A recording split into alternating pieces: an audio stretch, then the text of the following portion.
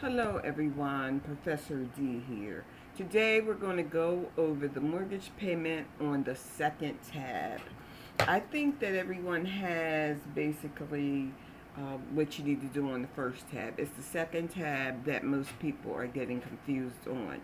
And that's fine. This video you can follow step by step and it will help you complete the second tab, which is the payment information. So we're going to start here with the APR. So we're going to do a VLOOKUP. So you enter on your keyboard $V look up, and it comes up. And once it comes up, you're going to put in this particular formula. So it's F9. And if you go look at F9, you see it's the years, and you always put a comma because this is the place where the application is going to look for the numbers all of the time.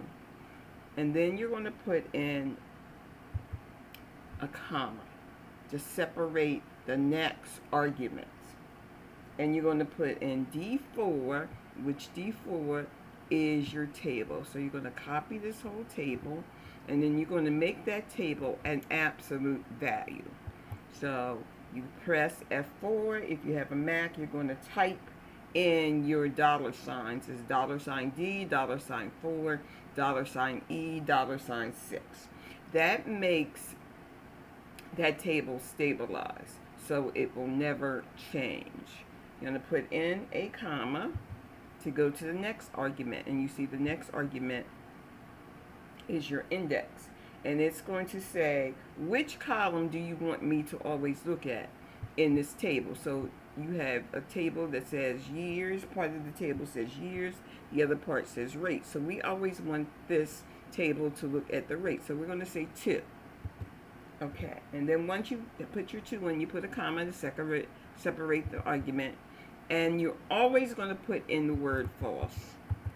Once you put in the word false, and make sure you spell it right, correctly, and then you're going to put enter in, and then you're going to press suggested auto fill, and then all of your percentages will come in. So if you follow those steps, step by step, you'll have that. Now, for the payment, monthly payment, this is a little tricky.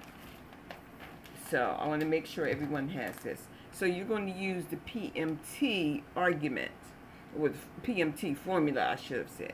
So it's equal PMT, and then it comes up, you just click on it, and it gives you the argument.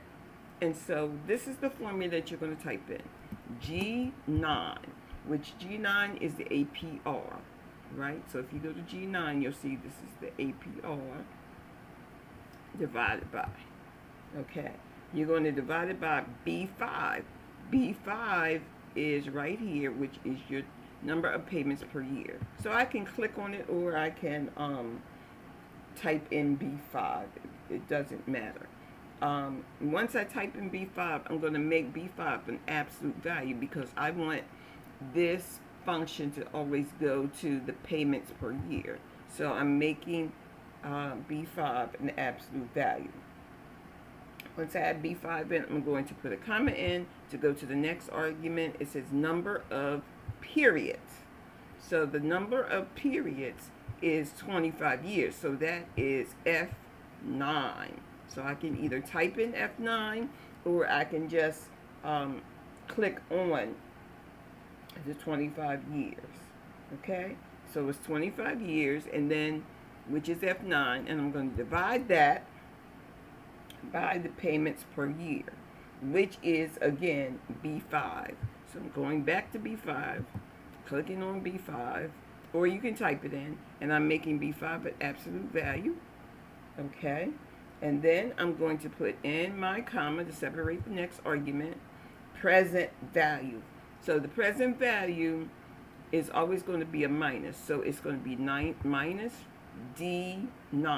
So we see D, here's D, and 9 is the amount financed. So, right, so minus D9. So once we have that in, we're going to press enter, and then we're going to say autofill. So we have our numbers for that.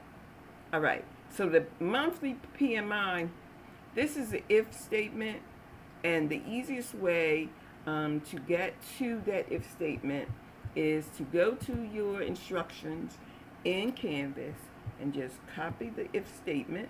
Just copy it, and then go back to your, sorry about that. Oh, that's the wrong one. Go back to your, here we go. And then once you have it in there, you can just put it in your formula bar and enter.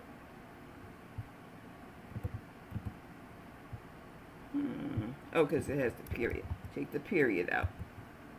Make sure the period's not there. Enter, and then it autofills all the way down, and there it is. So now you're done. You can go ahead and go to your next lesson. All right, if you have any other questions, please let me know. I'll see you all in the next lesson. Bye-bye for now.